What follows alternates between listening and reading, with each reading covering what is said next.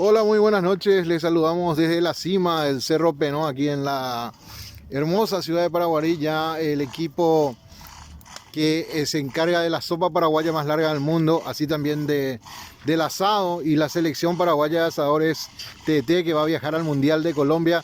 Ya le llevamos el saludo para todos los seguidores de nuestra página en la Asociación Paraguaya de Asadores TT. Ahí está Bernie. Hola Bernie. Hola, buenas noches, ¿Cómo andamos? Acá estamos ya en la cima del cerro, pero Sí. el equipo completo ya concentrando para... Ya hay fuego, ya hay fuego.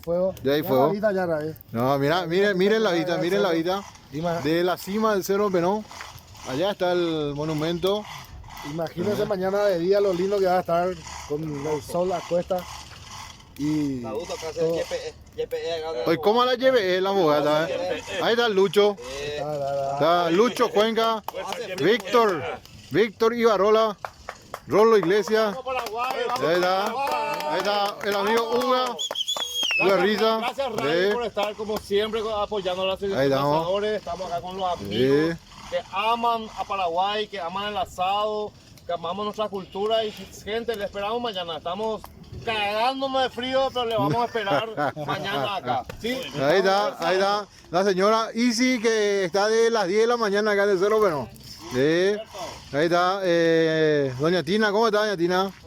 Todo bien, Bueno, le esperamos a toda la gente mañana de las 10 de la mañana, ya pueden acceder. Nosotros vamos a estar tempranito. sí, señor. Sí, señor. Seguimos acá.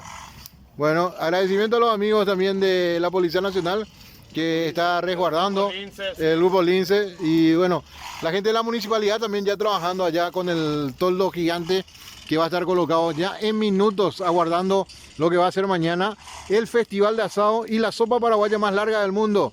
Nos despedimos por ahora desde la cima del Cerro Penó en la ciudad de Paraguarí.